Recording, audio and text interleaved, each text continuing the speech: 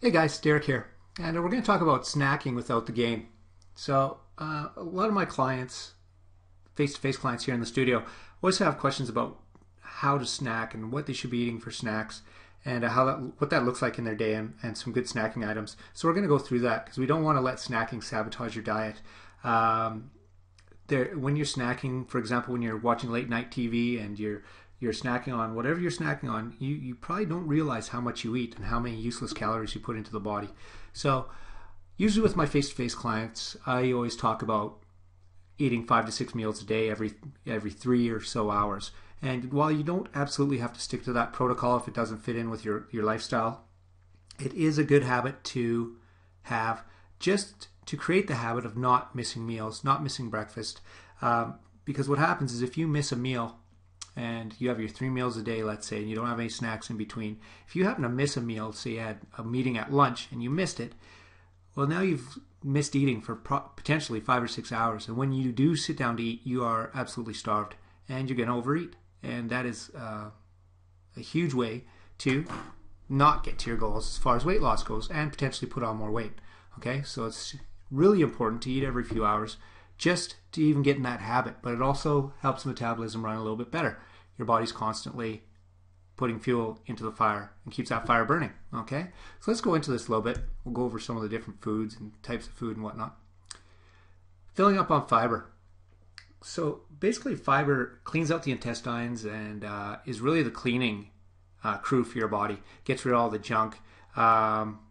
Takes stuff that's caked on the walls of your internal organs and cleans it out. Keeps you regular, so it gets rid of a lot of toxins and stuff like that. It also makes you feel full. So if you're eating something high in fiber, even if you don't eat as much as something else, you're going to feel more full, which is good because that's the whole point of the snack, is to try to get you through to your next meal. Okay, it doesn't have to be a big helping either. Couple of different types of fiber. You've got your fruit, which the easiest way that I tell my clients is cut up fresh fruit and carry it with you to work and wherever you're going for the day. And usually one fruit is one serving. So keep that in mind because you can overdo it on fruit as well because it's high in sugar and there's a lot of calories in it. Stay away from dried fruit. It's almost twice as high in sugar as regular fruit just because it's concentrated from the drying out process. And it's really easy to eat a lot because they're not as big of portions, right? There's no water in it. You want to eat various colors, so your greens, reds, yellows, blues, no blues, purples, anything, blueberries, there you go, blue fruit. Every color has a different phytochemical, which is just a fancy name for a property that fights off different diseases and toxins in the body, okay? So always remember that. And veggies, so same thing, cut up raw veggies and carry them with you.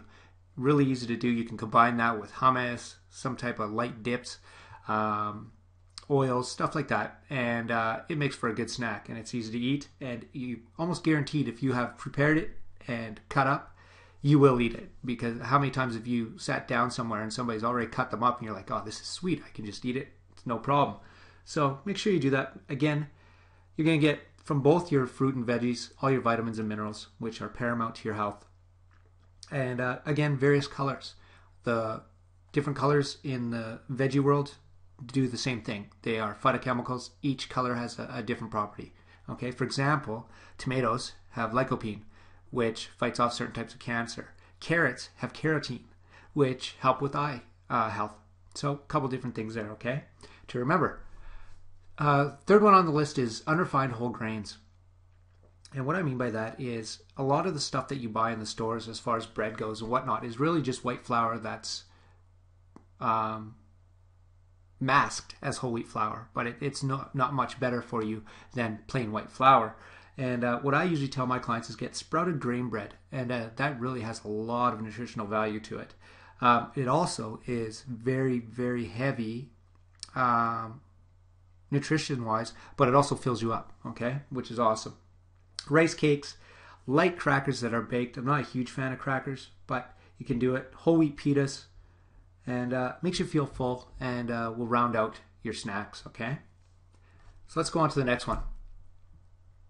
Let's talk about protein in your snack options. So my clients are always like, do I have to have protein and carbs and veggies in my snack?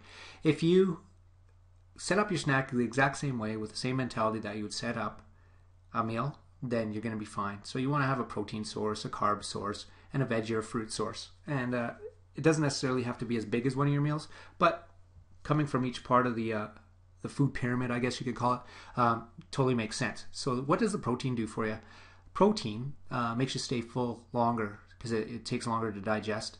A couple different types. You've got your dairy, which is awesome stuff like real Greek yogurt. Make sure you look at the back of the container because there's a lot of stuff on the market now that is Greek style yogurt, which is crap. It's not Greek yogurt.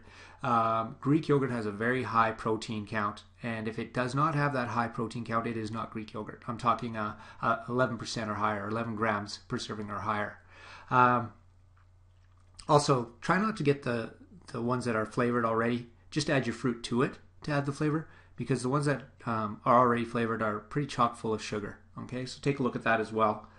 Other low-fat cheese, cottage cheese, stuff like that works for dairy as well. Skim milk, organic skim milk is the best, and that will help you with your protein source, and that's a dairy source for you. Meats, fish, and poultry, that's pretty self-explanatory. So you can have cut up meats, pieces of fish, poultry, so you can have your chicken, turkey, slice it up, put it on a sandwich of sprouted grain bread. There's your snack. Always go with low-fat options. Always, always, always. And just because it's low-fat doesn't mean you can eat more of it. So stick to the portion control. That's absolutely paramount, okay? On to our next one. Healthy fats. This kind of gets overlooked. And a lot of times you're going to get your healthy fats anyway. But here's some of the healthy fats that you should be looking for. You want to look at plant-based. Okay, so all your nuts, seeds, olive oils, coconut oil, nuts and nut butters. Avocado, fantastic source of fat. And although coconut oil in the past has been thrown under the bus, it is now, people are starting to realize, very good for your system and your health in moderate amounts. And I use it to cook. I throw it in my protein shakes. It's very, very versatile. Some of the food that you cook with it may have a little bit of a coconutty taste. So sometimes you have to kind of pick the foods that you want to cook. Otherwise, I'll just use an olive oil to cook. And your healthy fats, it's super important to get that from all of these. Also, fish oils are included in the healthy fats. But if you're getting fish in your diet, you don't necessarily need a fish oil. Although I do supplement with one because I don't eat enough fish myself. Okay? So healthy fats, and if you're eating all the right stuff and combining your foods properly, like we're going to talk about, you probably will get enough healthy fats, your omega-3s, okay? So let's have a look at, we talked about all those pieces. What does it look like, okay?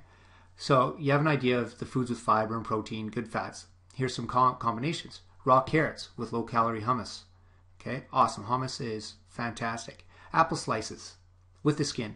So the skin on all fruits and vegetables actually holds a good amount of the nutrients and minerals and vitamins. The challenge is that if you're not buying organic, you also are getting a lot of the pesticides, so you have to make that decision on what you're doing. Banana slices and low-fat yogurt, berries and cottage cheese, low-fat chips. Not a huge fan, but if you have nothing else, then that will do. Black bean dip, raw broccoli with cheese slices, low-fat cheese preferably. A handful of pistachios with pear slices. You could have any kind of nut, and a handful is enough, like 10. Don't eat half a bag because they're really heavy in calories. Almond butter on a rice cake, cheese and crackers. Again, get the low-fat version of the cracker if you can.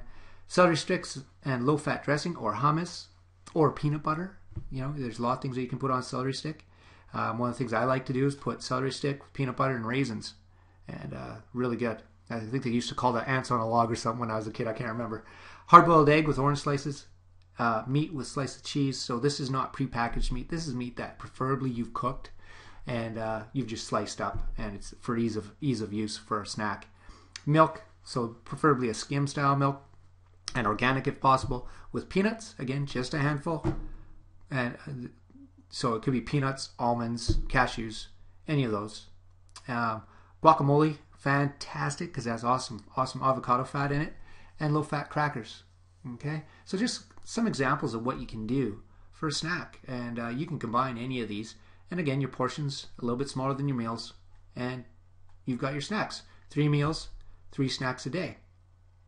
So here it says, trying to lose weight, which you probably are if you're watching this. You can't just track what you eat for breakfast, lunch, and dinner. You need to pay attention to what you have for your snacks. It's paramount, because that's where your excess calories will come in. Oh, I'm just going to have, whatever your snack is, or I'm having my snack while I'm watching TV, whatever the case is. You're now putting in 200, 300, 400 calories that you're not accounting for. Okay, so make sure you keep track of those snacks. And if you have some kind of log, if you guys are on the Nutrition Renegade system, you have logs included, so it's fantastic. All right, so I hope that kind of shed some light on snacking and what you can and can't do, and